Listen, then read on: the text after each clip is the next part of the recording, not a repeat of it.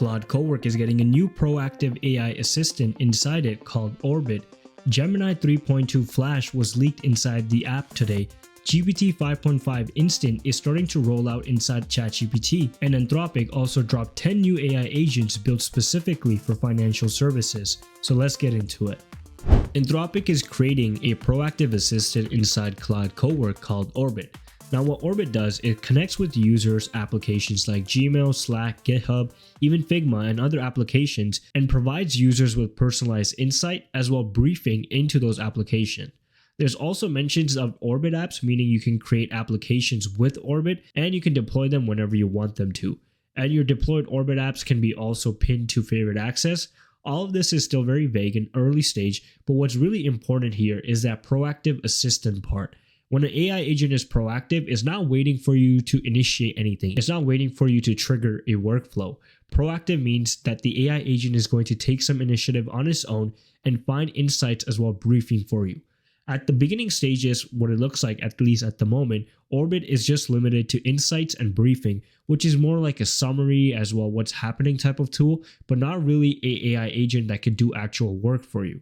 As I said, this is proactive, so maybe they want to train this agent more before they give it more capabilities and provide you an option to let it do work for you autonomously behind the back without you asking for it to do something.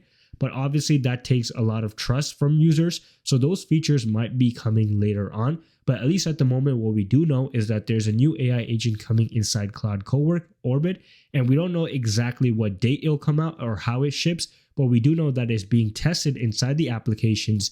There's also a settings feature where you can toggle it on and off.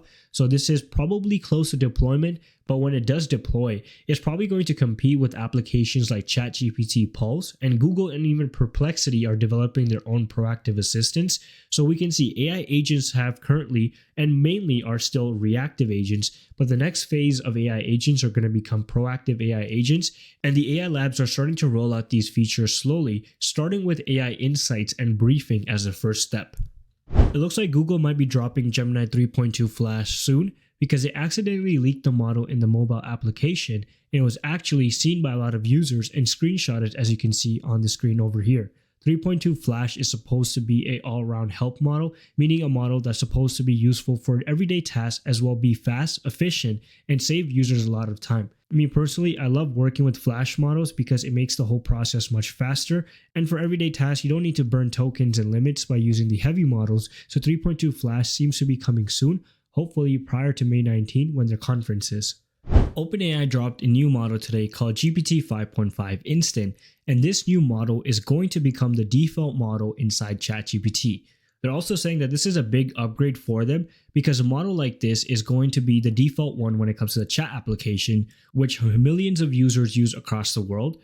A lot of people are not using OpenAI's ChatGPT models just for coding. A lot of them are interacting with them. Think of lawyers, think of finance professionals, just through the chat feature. So when you upgrade a model that's going to become better at chat, gives you smarter, clear, and more personalized answers, and is more enjoyable to work with, a lot of people are going to enjoy the model much more compared to just a fine-tuned software engineering model where the use case might be very limited to developing teams.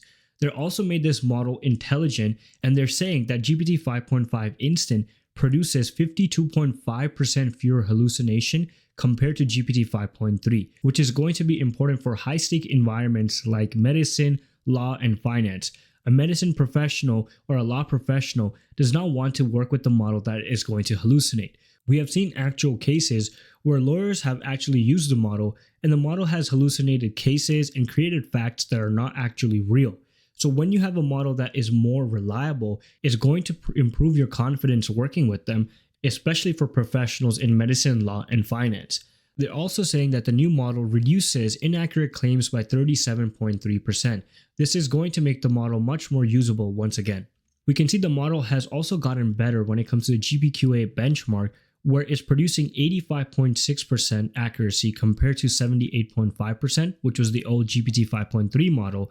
And even on math competition, the new model is 81.2% accurate compared to 65.4%.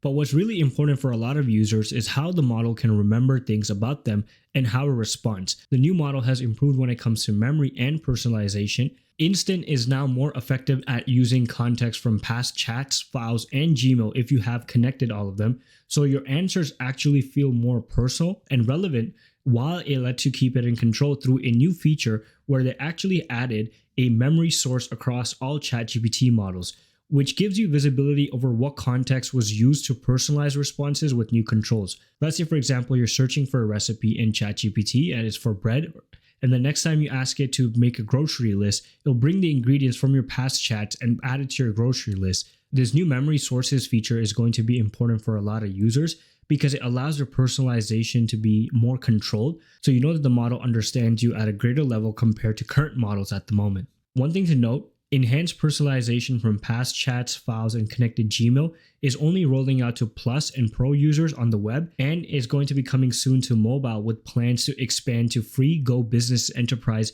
in the coming weeks. So if you don't have those plans yet, you might need to wait, but make sure you guys try out the model and let me know what you guys think. Before we continue, we just launched the Universe of AI newsletter. If you want to stay on top of AI news without having to hunt for it, link is in the description. Don't miss out.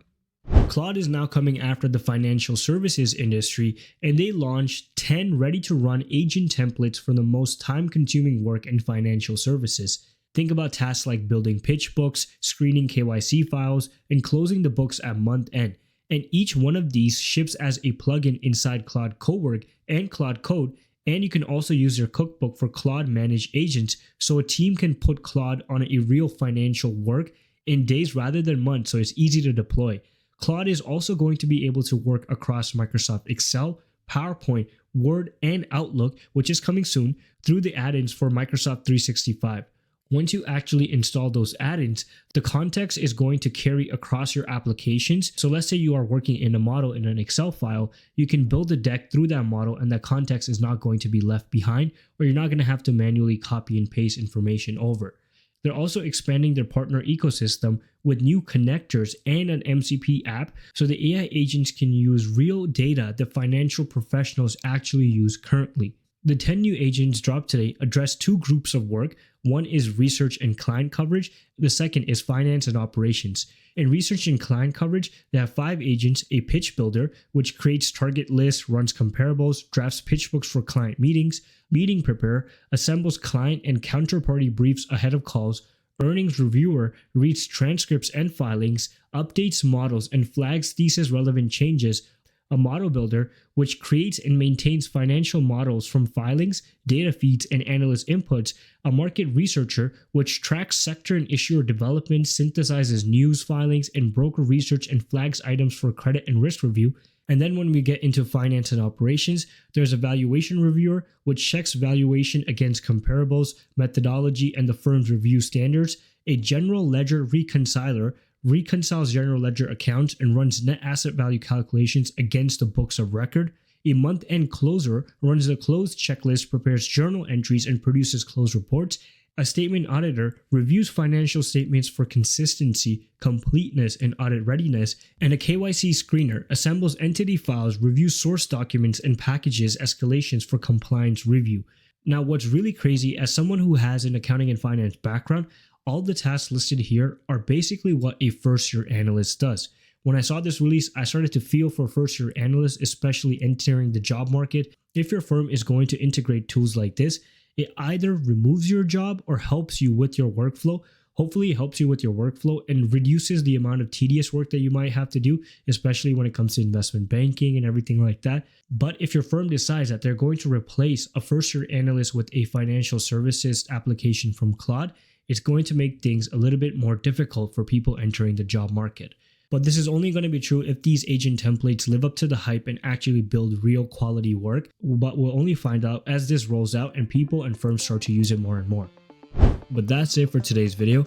Make sure you guys are subscribed to the channel, follow our new newsletter as well at universeofai.beehive.com, as well as subscribe to the main channel World of AI, and support us on X by following the Universe of AIZ as well.